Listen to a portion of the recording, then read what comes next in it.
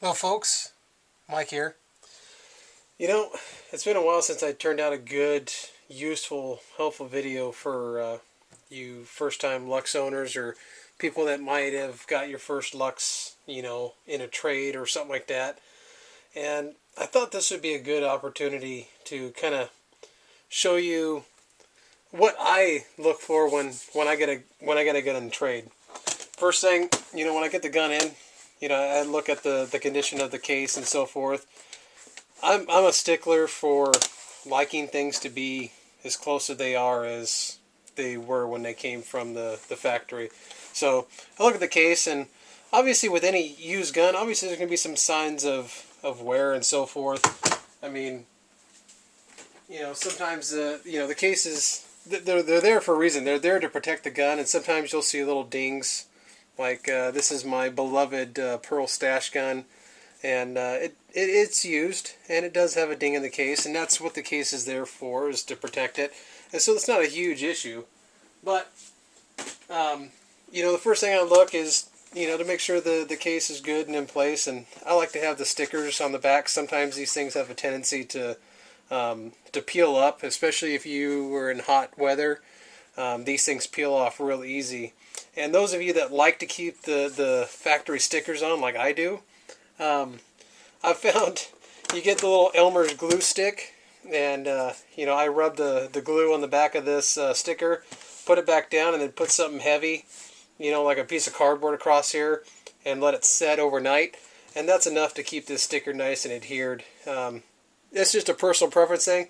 You don't have to. I mean, if you like to take the stickers off, so be it. But I like having the factory sticker on there that shows the serial number and the gun and so forth. But so little handling marks, like little marks on the cases, is to be expected as a used gun. But I thought I would take a second just to kind of show you when I get a gun in trade, the first things in my experiences in taking lots of guns in trade, the things I look for to see if the marker is good, sound, and to let you know if there's any problems right off to begin. So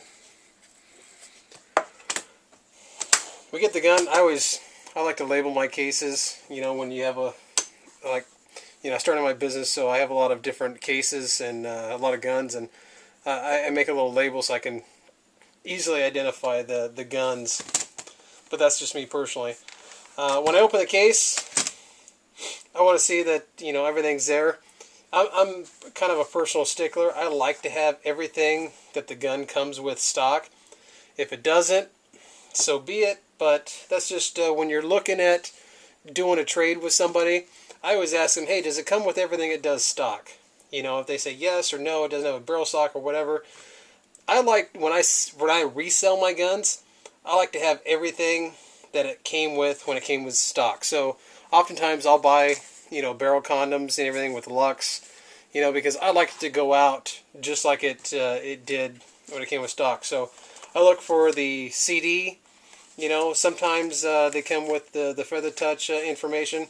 The older guns, they don't come with anymore, but the older guns have this great guide, and I absolutely love this. I keep a couple on hand, and this is all the stock settings. And this is also available in the manual. If you go to the DLX website, you can go and find that all the stock settings, and it just gives you a quick view of what the stock settings are.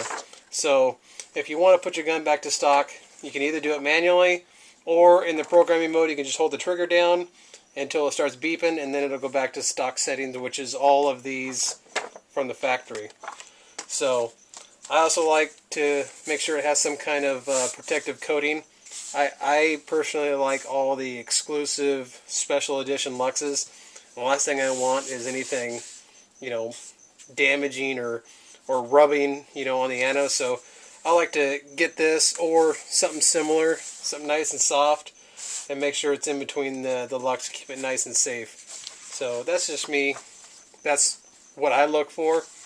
And I like to keep all of my Luxes, looking the same.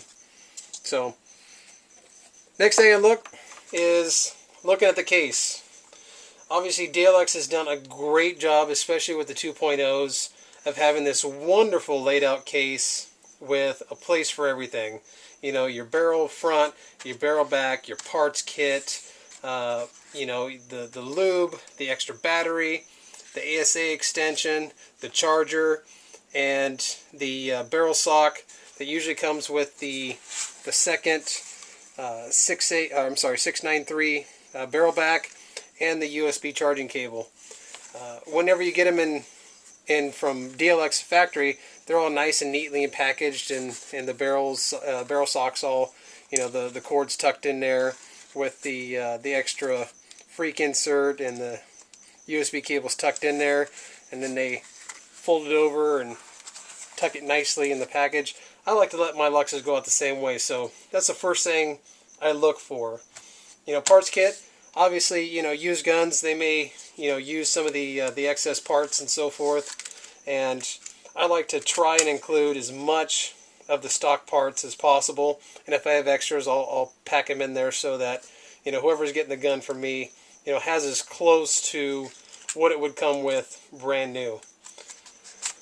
Next thing I look for, make sure the O-rings and stuff are in place in the barrel backs, you know, the barrel fronts. You know, oftentimes these O-rings get dry, just like on my first time Lux tutorial. You know, sometimes it's good just to take a little bit of lube, rub that O-ring just so it glistens. Because a lot of times with some of the barrels, if you screw these in with a dry O-ring, that O-ring can have a tendency to twist inside, and you end up with a seized barrel where you can't get the barrel front off of the barrel back. Just a tad bit of lube, you know, on there can help alleviate that. And anytime I get a Lux, I just take a little dab, just enough to make my finger a little wet, rub it on that barrel, on that O-ring, screw it in nice and easy. It goes in together nice and easy. I know it's not going to bind. Screw it in, make sure it has good barrel front to barrel back contact. Look for the jewels, you know, and just overall look at the barrel, look for the barrel tip, see if there's any rub and so forth. And once that's all, I know that's good. Screws together nice and easy, no binding. Next thing I do is I check the gun. You know, obviously the major wears, you know, on a used gun are going to come with, you know, if they don't, when you put the when you put the engine back in, sometimes when they put it in, if they have this latch down where this little latch piece is hanging down and they ride this thing forward, it can ding right there in the back of the body. That's why I always explain, especially on the first time Lux tutorial video, to have that all the way up as you ride the bolt forward, and making sure that you don't pinch your O-rings, and ride it all the way forward until it seats, and then as it rides forward, I like to actually pull back on it just a hair so that when this back latch makes contact, it doesn't ding or make chips or something in the ano right here in the front. Because if you have it pushed forward a little bit, you can actually make it contact up there, and that gives you a little premature wear or something in the front.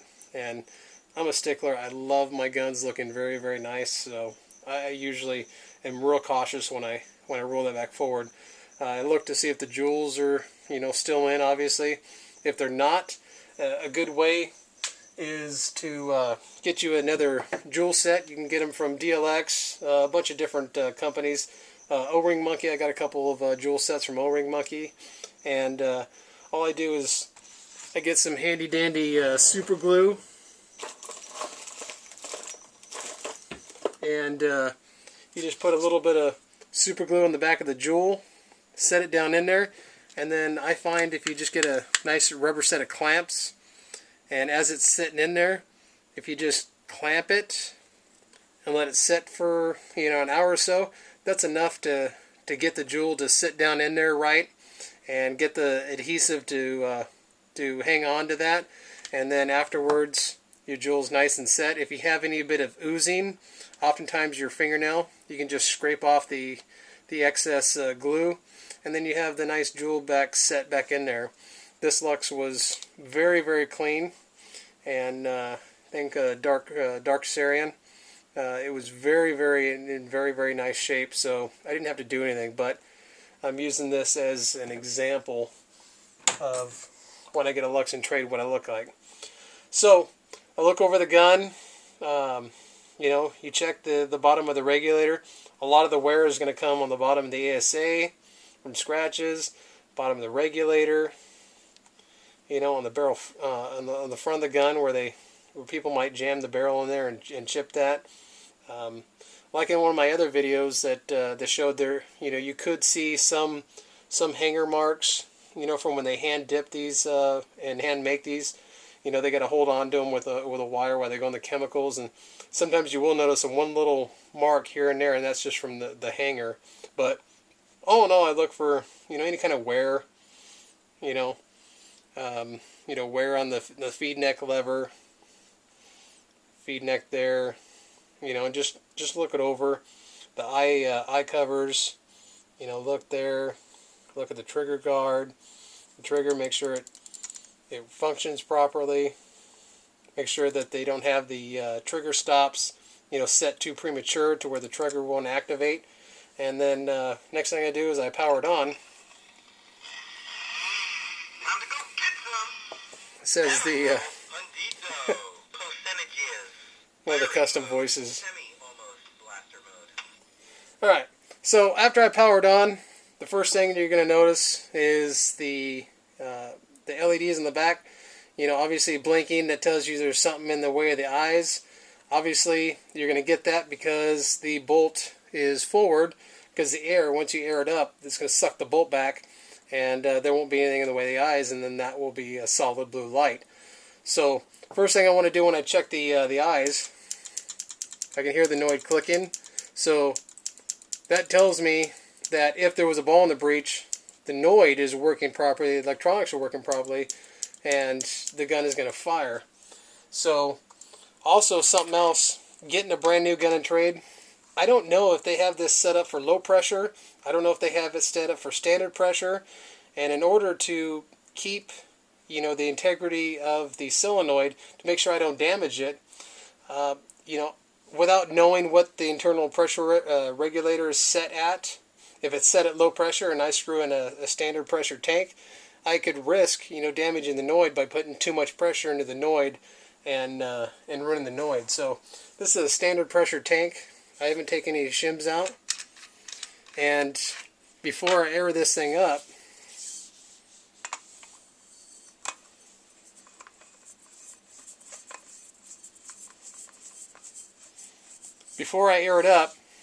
I'm going to take my Allen wrench.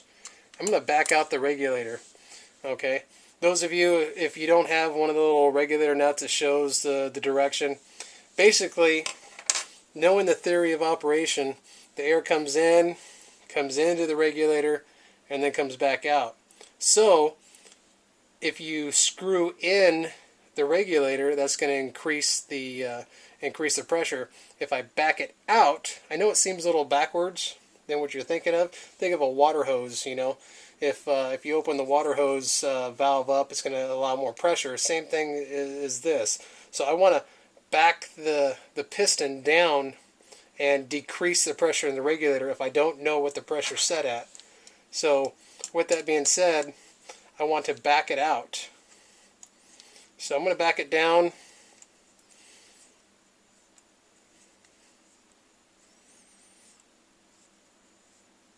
Until you can start to feel it to bottom out. And turn it up just a hair. And then slowly increase the pressure. I don't want to just jam this, you know, all the way in, you know, and just rush the air into it. I want to do it nice and slow. So I do it just nice and slow right here. Go, thoop. So I know the pressure's set. I'm going to screw her down all the way until she bottoms out and back her off, you know, a quarter turn. Alright, now I notice that the bolt's sucked up. It's not in the breech. Sorry. Alright, so I can see the bolt's not in there. I can see that the eye is showing that the breech is open. I'm going to pull the trigger. That tells me that the eyes are working properly. The gun will not fire with nothing in the breech. Okay?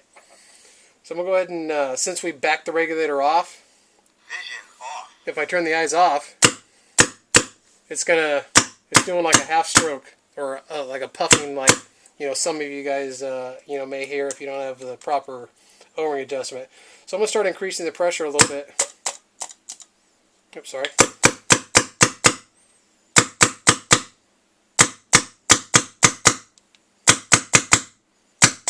Until I hear it start doing a full.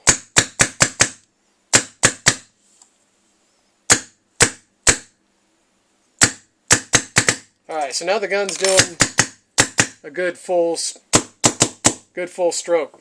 Alright, and sometimes you can test. I know it's I put my finger, you know, inside with the soft pad of my hand against the bolt. I know it's still shooting a little soft.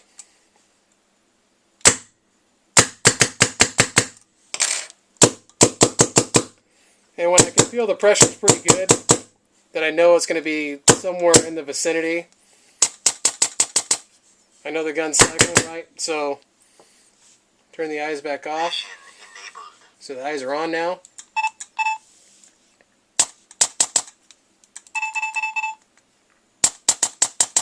The gun's trying to fire with my finger in there, so I know the eyes are working properly. So that tells me I listen.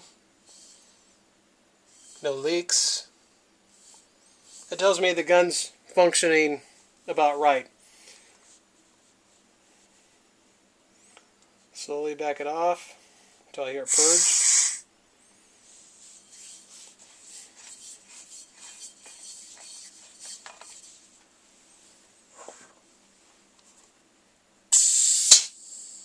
Let the air purge out. Vision off. Alright, call me later. And then pull the bolt out. Some of you guys that say that it's really hard to get my bolt out, I covered this in the first time Luxe user tutorial, but I lift the cap up all the way, you know, with my finger. I brace against the bottom of the frame, and then pull back. Sometimes if this hasn't been done in a while, the O-rings can set in. It can be really tight, feel like it's almost concreted in. You know, you can give it a little side to side, try to break that free, and then use it as a pivot, and pivot this back, and break the O-rings free if they set in there for a while. And then I just look at the engine, look at the bolt for any kind of, you know, wear or anything else. Look at the breech. Everything seems to look really good. And then I check the eyes. Pull the eyes off. See if there's any kind of crud or anything in there. If there's eye issues to begin with, I'll pop the eye out, clean it out, sit it back in there. Now, some of you guys that were talking about, you know, eye issues, like how do I get this eye to sit in there, you know, exactly right? There's a ridge along this back side that goes the top down to the back, and there's a little teeny tiny tab down here in the front. The eye kind of goes in at an angle and then clips in. So when I remove it, I just give it a little lift to the front and it pops right out very, very easy. And then I can clean the eye or whatever. When I'm putting it back in, I want it to go in head first, into the top, into the back, and then clip in to the front. So when I put this bad boy back in,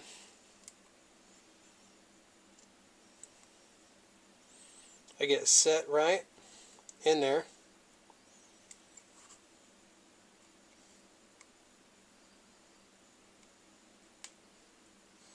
And then make sure it seats properly in this little tang. There's a little cutout in the eyes.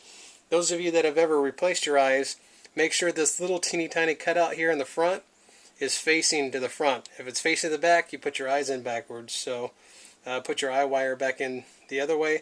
So this little teeny tiny cutout is facing the front. And then it goes in, rests in the back, and then clips in to the front. So I look at it, make sure it's sitting nice and flush, which it is. And I know that eye is sitting in there appropriately. Line up the little tab in there.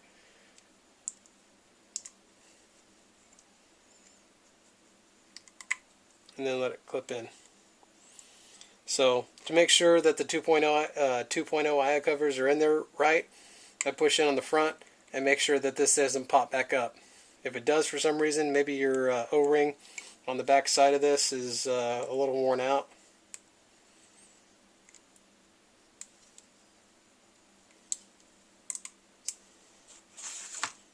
Little O-ring right in here that holds this this eye switch, or the the eye latch into place.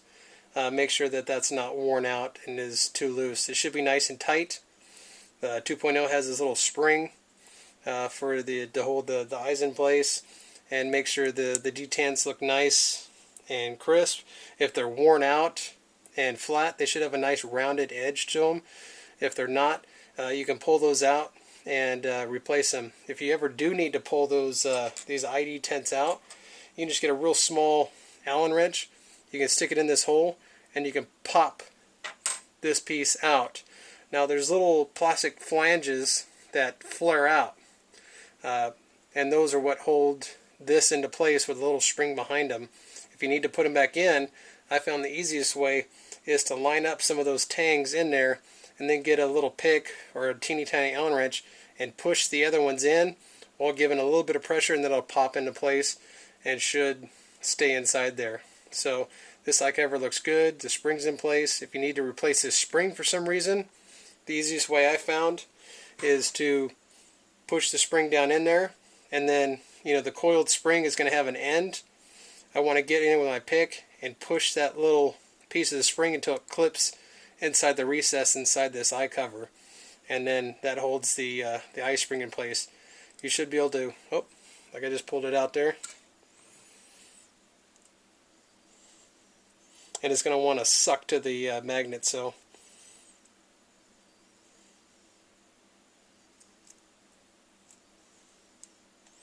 I'm going to push it in place with the finger, and then get my pick and set that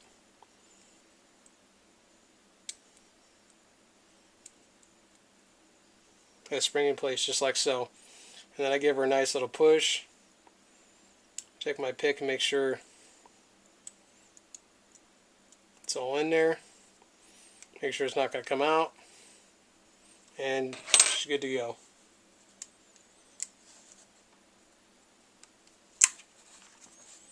So it's in there. I give it a push. She's latched. She's good. Everything looks good. Trigger worked good.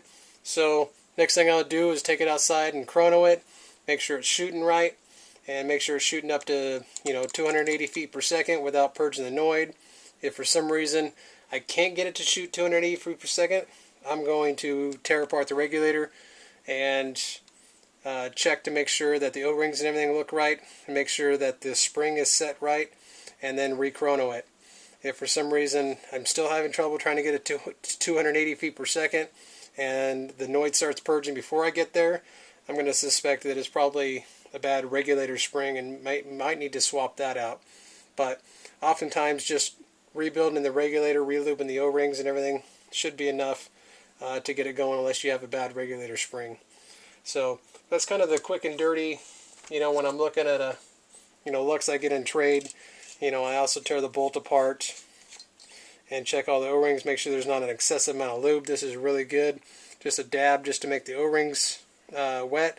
Make sure there's not a bunch of lube caked all over the place. That would be over lubing the the bolt.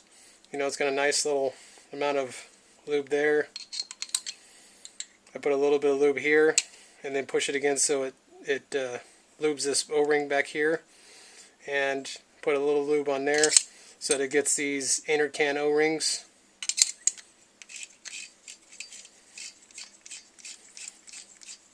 Screw it back together, and then I put my finger over the top and see, I can feel the suction. I can feel the suction, so I know the O-rings, inside the bolt guide are working right, and this thing seems to be, in good order. So that's the quick and down and dirty how I test a Luxe when it first comes into me, from somebody else. So I hope this helps.